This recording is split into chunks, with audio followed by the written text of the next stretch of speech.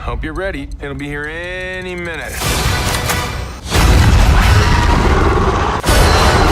Well, that's intense.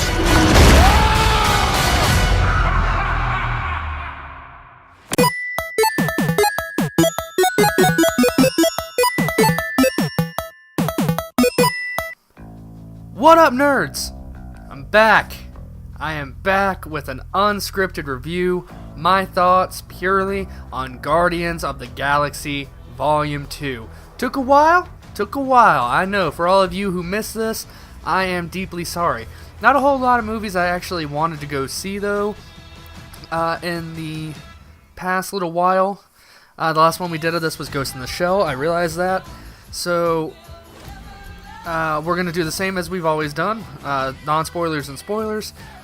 Spoilers is going to be linked in the description below, but I'm just going to tell you base thoughts now, and we're going to get right through it, okay? Go see Guardians of the Galaxy Volume 2. That's pretty much enough said. This is one of the very few sequels I can think of, period, that have actually captivated me nearly the same to almost more than the actual, original movie.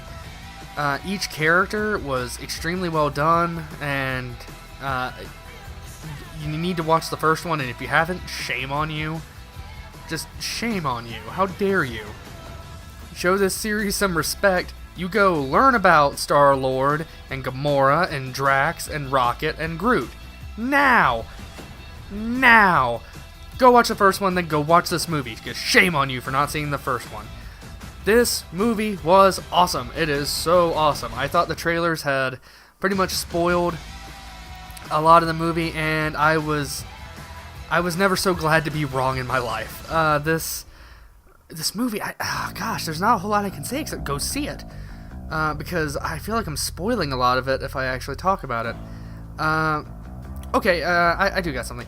Characters were actually motivated this time around. There's a sense of camaraderie around the central concept that they're having, and while the first movie seemed more about teamwork and actually getting a team together, this movie definitely goes around the theme more of family and how to deal with conflicts within that family. Drax completely stole the show in most instances. Dave Bautista, God bless you, sir. I've been watching you for years, ever since your wrestling days, just killing it. And he does awesome. See, you just told everyone your deepest, darkest secret. Dude, come on. I think you're overreacting a little bit. You must be so embarrassed. Groot stole the show in the first movie. Drax steals it in this one. My boy Drax totally takes it over.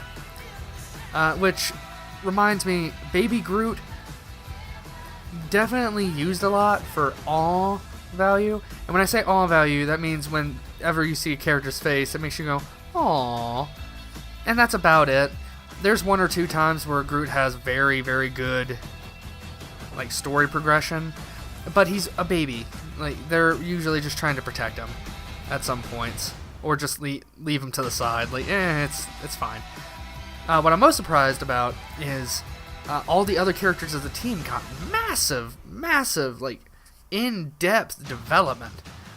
Rocket, in particular, has one of the most, kind of tear-jerky scenes out of the entire movie that you wouldn't expect. So, that's very well done right there. Star-Lord is amazing again by Chris Pratt, but the only thing that kind of threw me off is that mustache he's rocking.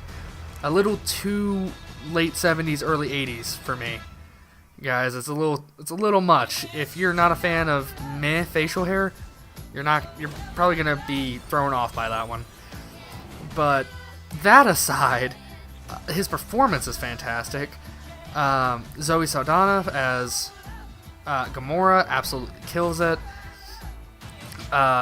Nebula, again by Karen Gillan, is amazing. Yondu, Michael Rooker. Oh, my boy Michael Rooker. That's 2 movies this year that you've been in, counting the Belko Experiment, and I love you in both. So, every single actor and actress just brought their A game, and I don't know what it is. Maybe James Gunn pairing with Marvel just has a way of bringing the best out of people, but I know Marvel has nothing to do with that because James Gunn, after seeing most of his work, especially Super, if you haven't seen that, go watch Super, hashtag not an ad, that movie's awesome, and it has Dwight from The Office playing perfectly off of Ellen Page, so, you know, priorities. But James Gunn has an amazing talent to just bring the best out of these actors and make them hit every joke that they're supposed to. This movie has a weird sense of making you feel really sad at one point, but then making you laugh your ass off in the next scene. I have never seen another film do it like this. Guardians 1 had only one time where I was like, oh no, don't make me feel like that. But this one has some really like, ow type scenes. Now, there's one character I haven't mentioned yet, and that's Mantis. And Mantis is fine. She does awesome. And so does Kurt Russell. Which, I mean, I could name him, but you're just going to remember him as Kurt Russell. Let's just be honest here. And Kurt Russell has never, I think, done real bad. He loves hamming it up, and he's loving it even more in this movie. So, the new villain, miles better than Ronan. Ronan in the first one was more of just like a power player, and that's really it. This one actually has like legit consequences, which makes it a lot more fun, at least in my eyes. So, other than that, I can't think of really anything to say, because a lot of this just flows, and you're done. Like, that's it, because I can't get into spoilers here. That's for the next video. So, I'm going to rank this movie as a 9 out of 10. It hits just below that perfect marker, because I did feel that some of it wore on a little too thick. It was when I say a little too thick, what I mean is some of the underlying tones were a little too thick for the family aspect. Some of the lines felt a little bit too cliched. But other than that, go see this. This movie is amazing. Some of the lines you're going to see coming, but it's awesome. Every joke is just amazing, and these guys work so well together. If there is a Guardians 3, you got to bring back James Gunn because he hasn't really expressed interest in one. So if you guys do a Guardians Volume 3, you got to have James Gunn. If he doesn't want to do it, don't do it. I think this is a perfect stopping point leading into their story and how that'll progress in Infinity War. So let's hope for that. Now, that's it for the non-spoiler discussion of this review. Now, again, go see this movie, but also be sure, after you click off of this, to go to the spoiler discussion after you watch this, or listen to it, whichever. Be sure to like, comment, and subscribe. I know that sounds hokey, but really, it does help us grow. And if you want to leave a comment that says I suck, that's cool too. I'm just doing this for you guys. Now, I'm off to the spoiler discussion because I cannot wait to get some things off of my chest. Now, I will see you there. Bye, fam.